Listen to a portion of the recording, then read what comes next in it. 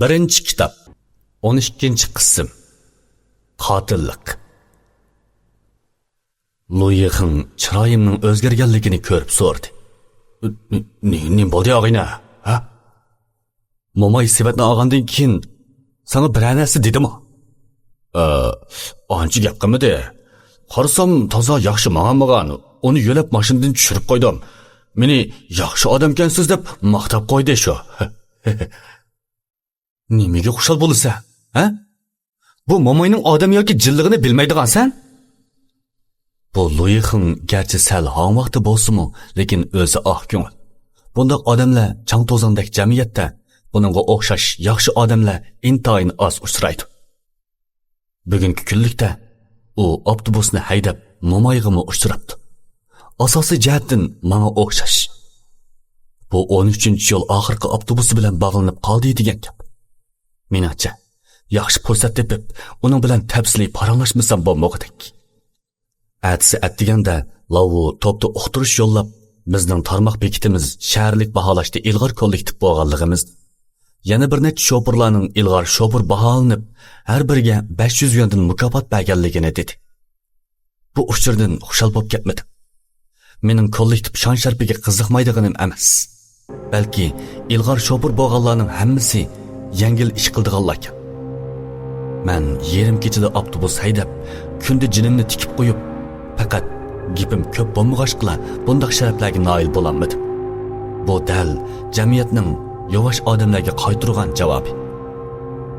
Mukofotga erishgan ustamlar xushal bo'lib, to'p ichida xushomat qilishga boshladi. Yanilla bu aka yaxshi rahbarlik qildi. Bu sharafning yerimi mening, yerimi sizdan. Shahar bo'yicha ilg'or kollektiv har faslda bir qaytim bor.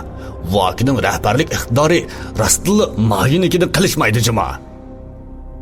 Mayunikidan qilishmaydi?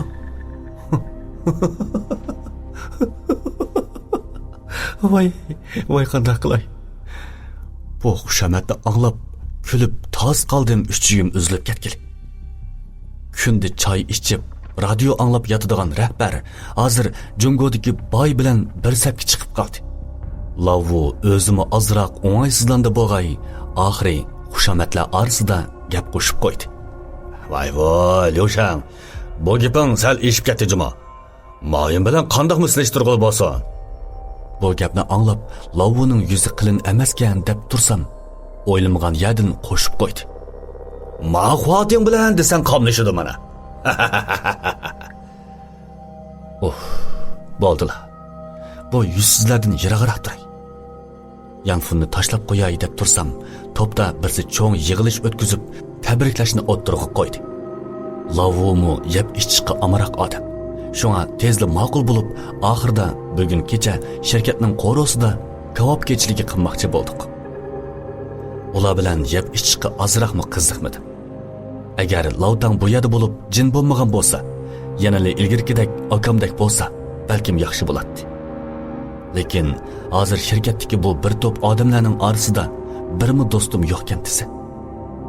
Tunagin yangi kelgan pakar bodek Luyixin shirkatning mukofotiga erishib, ya'ni yig'ilish o'tkazmoqchi bo'lganligini ko'rib, menga kulib turib dedi. Og'ina, bizning shirkat ajab qolsgan-a. Ilg'or kollektiv bo'pti.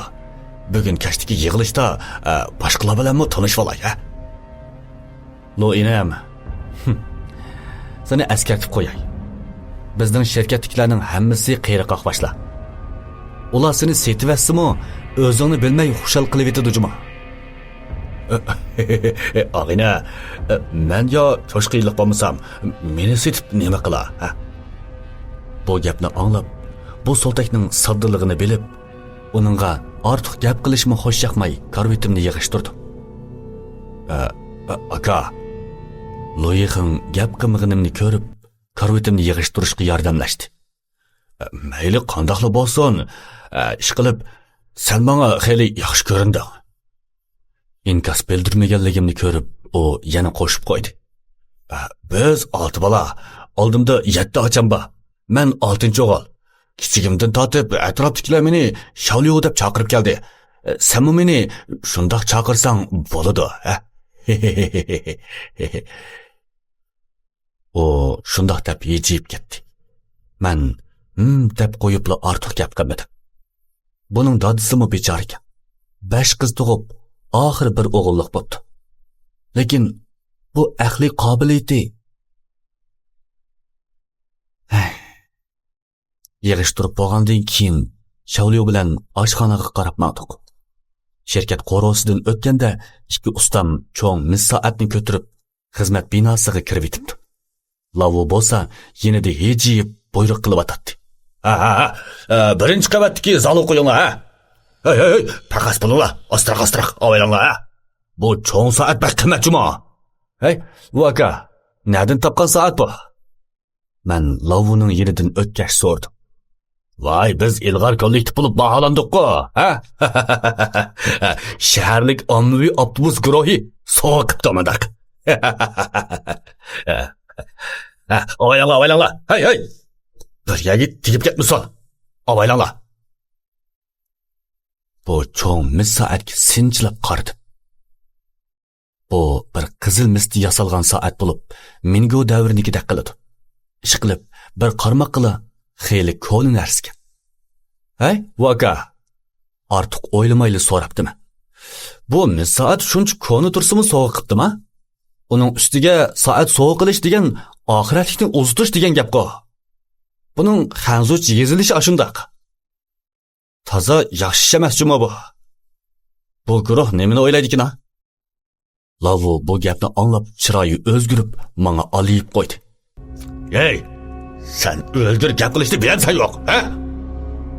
Bu Jong Xeytini, Jong Yu oxiri deb tushunishga bo'ladi. Meningcha boshliqning maqsadi biz oxiri ilg'or kollektiv bo'ldik. Intayin rozi demakchi. Lavuning bu gapi aniqli majburiy tushuntirish. Rahbarga eg'iziga tayinib chiqqan. Uning bilan ortiq paranglashqim kelmay, beshimni langishitib qo'yib, Shavliyo bilan oshxonaga mangdim. Oshxonada kashlik kavob bazmisiga qattiq tayyorlik boshlangan bo'lib, hamma oshpaz degudek kavob o'tkazib yetibdi. Shavliyo kavobni ko'rib, sho'lga eqib, meni ittirib qo'ydi. Og'ina, qancha botulka pivo chalaysan? 2 bos bo'ldi. 3 bos laylayman. Tamog'imni yigay shundoq dedim. 4 bosa yondirib bitaman. Og'ina, sen dombiloq emasma. Men texsini ajoyib ichdi deb tikaman. Cho'kini ilib atrofni ko'rsatgandan keyin to'van ovozda uningga dedi. Shavliyo, biz hozir yotoqdosh. Yana bir avtobusni olmish paydaydigan xizmatdosh. Ba'zi ishlarni sana demisam bo'lmaydi. Qani degina. Shavliyo kulkusini to'xtatib, astoydillik bilan beshini langshitdi. Biz haydagan bu 13-yo'l oxirgi avtobusi odatdagi odamlar haydaydigan mashina emas. Vaqa chiqqan. Yerim kechida avtobusga chiqqan yo'lovchilar bilan ko'rin bo'lmasin. Bo'libmi, sevitini unutib qolgan mo'may bilan. Bu gapni qilib bo'lib, uni tushunmay qolmasin deb oldirmay dedim. Bu avtobusda vaqa chiqqan. Bularni tushunman. Shavliyo eg'iziga yo'g'on go'shtni silib, astoydillik bilan beshini langshitdi. Senmi aniq debatma. Maqsadini tushundim. Kecha ismingni haydash oson emas. Yo'lovchilarga gap qilish xatarlik. Ammo xotirjam bo'l. Menmi koni shopur. Texnikammi yaxshi, ha? Bu gapni anglab, oldimdagi Shavliyodan baraqli umid o'sdim. Yashayotganimga 30 yil bo'pti. Bundaq dötdin shu birnili ko'ribdimi? Tushlik tomoqdan keyin Shavliyo bilan ba'zi ish yo'q shopurlar kashlik yig'ilishga tayyorlik qildi. Necha kun Liu ustoz bilan ko'rishamay, ko'nglim izchil xotirjam emas. Bo'libmi, ustoz menga sovuq qilgan qo'l zanjiri nemishqikin chirishga boshladi. Kun o'ltirganda yana bir qitim Huayyan yo'li 2368-nomerga bordim. Yo'l bo'yi Liu Yunbo ustozning uyda bo'lishini tilab keldim. Kichik rayon oldidagi qarg'u bovoy yanali joyida o'ltiribdi. Faqat ochashni ko'rmadim. 3-qavatga chiqqanda Liu Yunbo ustoz eshik oldida turibdi ekan. Mening kaginimni ko'rib, Liu ustoz mehribonlik bilan kulib qo'ydi. 6-sazgum shuni aytdiki, qutuladigan bo'ldim. Uyga kirgandan keyin 15-yaslar kashdagi ishni uningga tafsiliy so'zlab berdim. Liu Yunbo uy ichida oldirmay menib, gapimni anglab bo'lgandan keyin kulib qo'ydi. Bu ishing eg'irlashib ketibdi. Mashinda chataq bo'lmasligi aniq. Bu degan suv ombiri ichidagi razilliklarning qilgan ishi. Ustoz, menga bir yo'l tepib bering. Amal qilib bering. Endi bu mashinani haydamay. Oldin qitim tos qoldim, jasadga aylanib gezgi chiqqili. Sana burildi degan. Bu avtobusni haydagandan tortib osonlikcha qocholmaysan. Sana bergan qo'l zanjiri bu qitimliq baloyo ofatni to'sidi. Farzimcha, shuncha cho'ng ofatni to'sib olg'ashqa, bu qo'l zanjiri razillik tarafidan chiritildi-ku deyman. Yana bir qitim beshimni kuchab langishdim. Aslida mundaq ishganda, bu qo'l zanjirining chirib ketishi ajablanarlik emaskan. Aslida meni qutuldirib olgandan keyin razillikni sumirib olibdi emasmi? Qo'l zanjirini Liu Yunbo ustozga berib ansirab so'rdim. Bu zanjir tugashdi. Endi qanday qilaman? Liu Yunbo anglab, oldin qitimqiga o'xshash burilib yotoqqa kirdi. Uzun o'tmay qon yo'qa oq latini chiqarib menga berdi. Bu latini 8-qavatdagi Liu Jinjoning eshigiga bog'lab qo'y. Liu Jinjo deganni anglab, kallam vingida qilib ketdi. Nima? Liu Jinjoning eshigiga? Hech yo'q. U uyda emas. Sen hozir 10 yil oldida suvda tunjuqib o'lgan jilla bilan haplashyapsan. Bu qayeri narsami? Dal 10 yil avval kuyib o'lgan jin. Men amal tepib bu ikkisini tirgashtiradigan ishni qilay. Bundan keyin avtobus haydasang, cho'ng chataq chiqmaydi.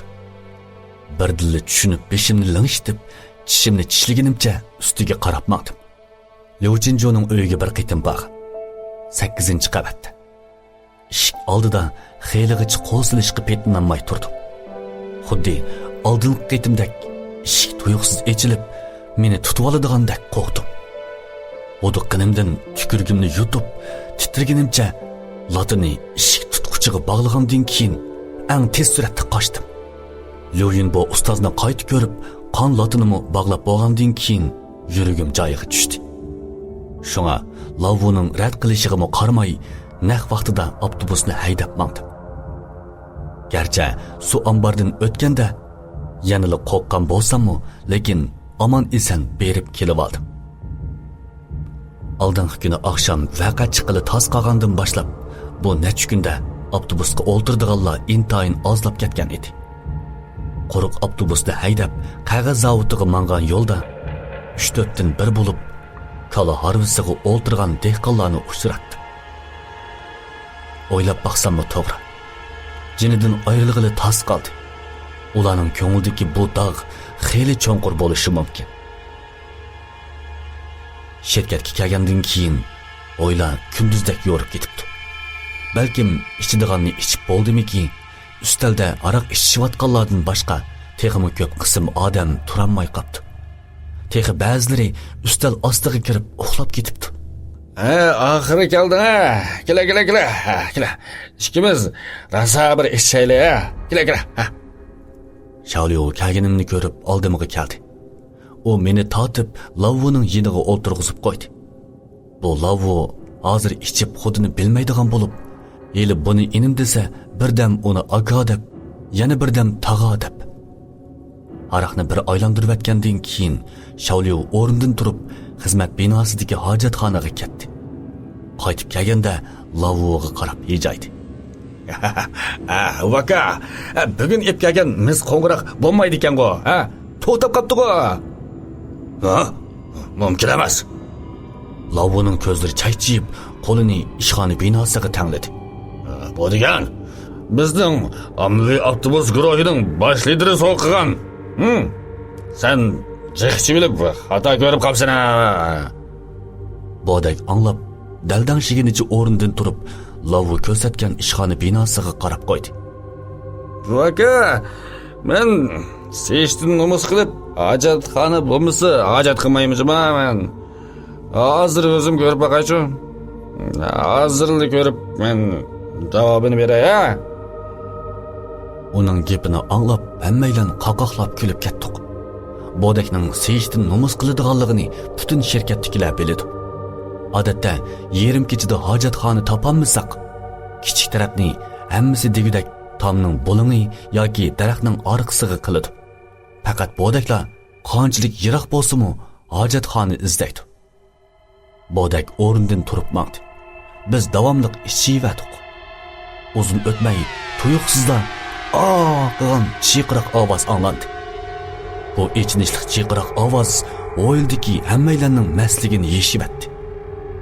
Tez qadamlar bilan xizmat binosiga kirsak, birinchi qavatning zalida Lyushin bir bo'longda tugilib, mis soatni ko'rsatib turadi. Qarasa, mis qo'ng'iroqning yuzida qon izi bo'lib, oldida texi bir odam yukinib o'tirgan bo'lib, beshi qoniga milinib ketibdi. Qaraganda hayot qololmaydigan o'xshaydi. Bu odamning kaynidan qaramoqqa dal boya ustaldan ayrilib odatga chiqib ketgan bodak.